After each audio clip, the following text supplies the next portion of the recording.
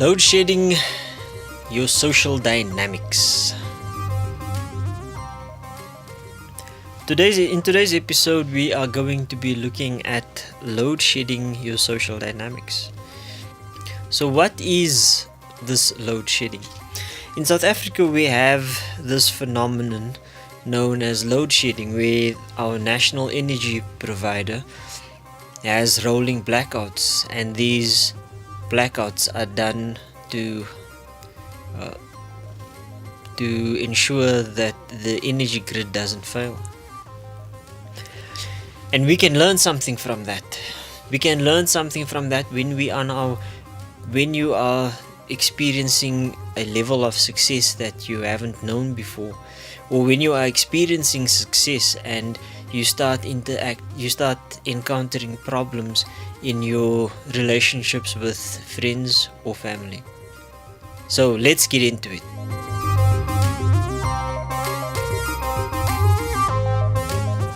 You have come to the point in your life where you have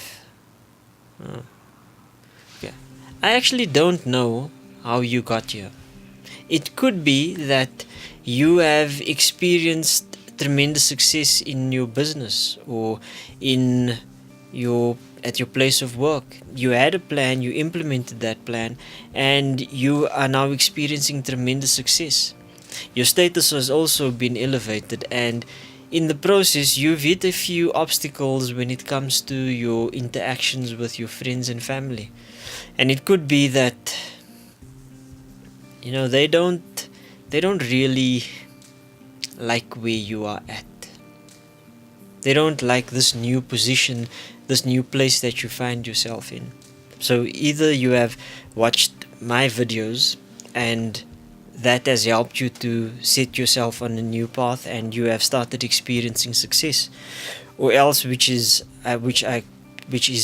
probably more relevant, is that you've encountered some motivational things and you have decided that you will go at some stage a while ago. You have decided that you are going to embark on this journey and you are going to improve your life. You are going to improve the quality of your life.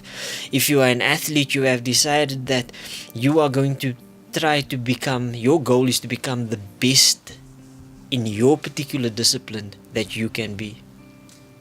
And you've started checking off some of those goals. You have started achieving some of those goals, and you've gone from where you were several years ago, and you've gradually, or months ago, and you've gradually built up that ability of yours, where you are now starting to gain notoriety, where people are looking at you as a potential leader in your field. So as you start climbing that ladder and as you start gaining notoriety, you start developing influence. So you've had this plan and you've implemented that plan. You've stuck to the plan. You had your long-term goals, your short-term goals, your mid-term goals, and your long-term goals, and you started checking them off. And you are moving forward in your development. And the reason why you got to that point is that you felt that you know that you can do better and that you deserve better. And because of that, you therefore implemented the plan. And as you do that, you start developing notoriety. People start taking note of you. They start talking about you. And as that happens, your influence spreads. You do more and you achieve more. And as this process slowly starts to unfold, your confidence, you've realized, your confidence increases. And with that increase in confidence, you start asserting yourself more. And you are winning. You realize that you are winning. You know that you are winning. And as that happens, your status thus also, your notoriety increases, your ability to do things increases, to perform at the highest level increases. And as that happens, your status also increases. And while this is really good for you, It could be that the people around you maybe don't feel the same. And when I say the people around you, I'm not speaking about the people in your area of focus. I'm speaking about the people in your personal life, your friends and family. And it is sad that when as your outcomes start to improve, as your outputs start to improve, it is sad that unfortunately your friends and family don't always see things the way you do, or the way the people in your area of focus do. So the people in your area of focus, you will have some people there that will be your detractors, that will do everything they can to ensure that you don't succeed. And those people will be in the minority. The majority of people, however, will be rooting for you, either secretly, which is the majority, and then there are people who are openly rooting for you, and those people are in the minority. And you are in that area in your area of focus. You've got that handled. You know how to do that. But what do you do about the people in your life who aren't as enthusiastic, who aren't as supportive? Now, while it is also true that this is not always the case, it is true that there are many people who have this issue, who have this problem, and they don't know often how to deal with it. In today's episode, I'm not going to deal with that issue particularly, but I want to paint the picture for you. And in the next episode, we will look at how to actually deal with the situation, how you go about deciding who stays and who goes. Sounds like an episode of Survivor. And yeah, it's sad but true. And in this instance, it won't be the tribe who speaks. It is you that decides who in your tribe stays and goes. But before we get there, we need to paint this picture, and we need to have an understanding of the obstacles that you will face to your success in your personal life, outside of your area of focus, but the people who you rub shoulders with on a daily basis, your friends and family. So as we look at this, you find that sometimes your friends and family they'll be the obstacles. And how do you navigate this? Well, actually, who are they? How do you identify them? Sometimes you will find that your friends and family are the obstacles. Once you understand the obstacle, you can then move around it. So that's what we're looking at in this episode today. We need to understand it. We need to understand the fact that in my area of focus, I am succeeding. And while I am succeeding and I've planned for all of that, there is this aspect of the people in my life. How do I deal with them? How do I interact with them? So your friends and family, they are part of your life, but they aren't in your area of focus. In your area of focus, you know how to handle all of that situations, how to handle the people that will attack you, the people that will support you. You know, you've got that handled. You know about that. You know how to deal with that. But outside of that area of focus, you have the people in your personal life, friends and family. Now, while today's episode isn't about how to effectively manage those relationships, today's episode is about understanding that conflict that arises there. Now, some people are really lucky. Some people are lucky in that the closest friends and family, they'll see them go through these different phases, see their status improve, and they are 100% behind them. But we aren't all that lucky. That is the ideal. And in that instance, I think that your friends and family are interested in your character, not so much your status, but these are the people that would be interested in high character and seeing you develop that character, having something to aspire to, making sure that that everything goes well for you. They want to be there for you, cheering you on and encouraging you and making sure that you get to your goal. But we aren't all that lucky. For those of us who aren't that lucky, we need to understand the obstacle. We need to understand that the people in our lives sometimes, well, for the rest of us that aren't the lucky ones, they have this perception of who we are. They've created this box in which we must fit. And when we don't fit into that box, then there's a problem.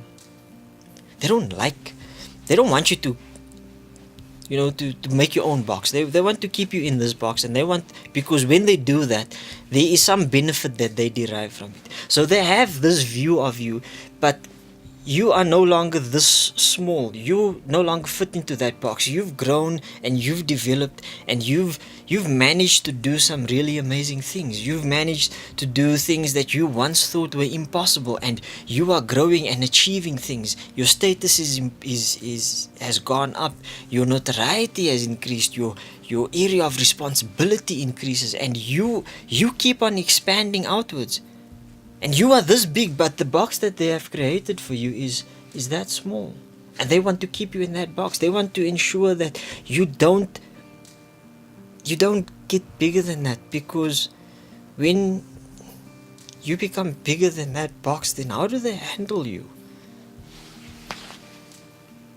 And this is something that you need to understand about these people in your life that will become obstacles to you, is that somehow or the other they've managed to put you in that box, and they've found a way to manage you in that box. And as you start growing, they don't know how to manage that anymore. Or I'll get into some of the ways in which they try to manage that situation. So this is the situation that most of us would find ourselves in. And the ideal situation, as I've said before, is that you have people who are interested in your character, interested in seeing you grow, people who are there to assist you on that path. That is the ideal. But that's not what most of us face. And we then need to determine who are the fake friends and family. And sometimes you are lucky in that you have friends who are really good, or you have family that's really good. Friends that will stick by you and help you along the journey and continue cheering you on. And even though you someday will become a mega star, or you will earn lots of money and they aren't at that point, they will still cheer you on. They will still wish you the best. When you achieve those big goals, those big dreams of yours, and you've done that, they will still be there. They will celebrate you. They will celebrate your accomplishments. Some of us are lucky in that we have that, either friends or family. And that is what we need. But when your friends or your family aren't doing that, when they are obstacles to your growth, when they are obstacles to your ever increasing area of focus, then what do you do? How do you identify them? Now I've racked my brain and thought, okay, what are the three most common ways in which people are obstacles to your development? And the one way that I found is that sometimes people lay an unlawful claim to your position, to your newly found notoriety, to your success. They want to say that, well, if it hadn't been for me, then you, my friend, would never achieve what you have. So you need to be grateful for my presence in your life. You get people who do that, and that is sad. To me, that's, I think on the list, that's one of the saddest things. So you couldn't do it, or maybe you did, maybe you are successful, and then you want to claim my success as part of your success. And with all three of these categories that I'm going to introduce you to, it's all a win-lose situation where they will win and you will lose. It's never they lose and you win. It's they win and you lose. And just that right there is reason enough for you to sever the ties. So all of these scenarios that I'm going to paint for you are all win-lose scenarios. So the first one, as I said, is they lay an unlawful claim to your position, to your success, to your notoriety. They want to insinuate themselves into your life in such a way that they maintain their importance and they downplay yours. So that's the first one.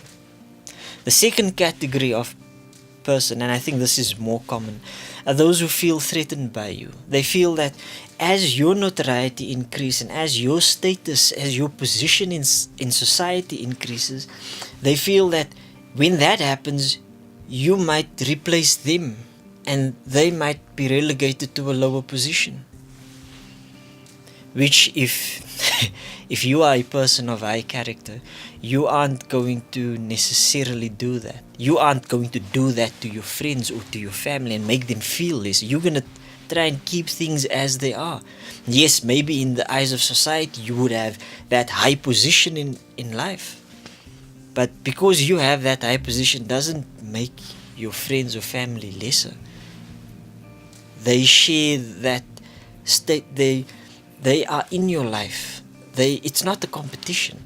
But these people don't see it that way. They see your notoriety, your status, your success. They see that as a threat to their status, to who they are, to their importance.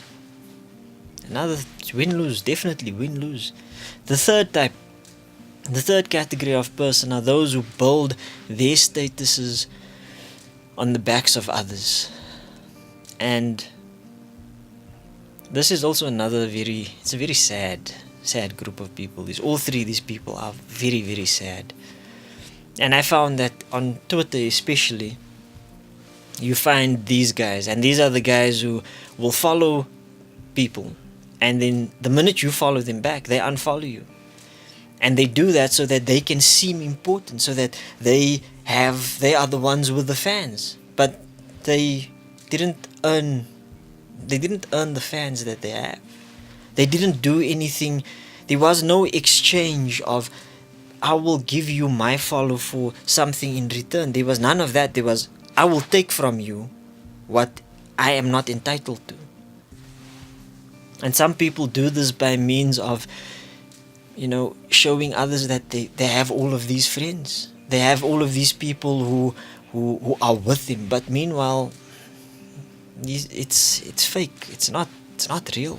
And there are people who do this. There are people who honestly feel that the only way that they can be important is if they make others feel less important, or if they diminish the importance of others.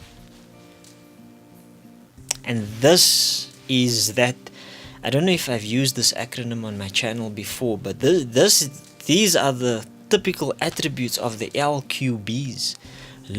People of low quality, or people that exhibit low quality behavior, hence the term LQB. People of high character don't do this kind of thing. And I'm just gonna just give a little bit of a foretaste of what I'm going to say in the next video. And that is, why the heck do you want any of these kind of people in your life? If in your area of focus you don't have anybody that you don't settle for these win-lose deals, why on earth would you settle for it in your personal life? That makes no sense.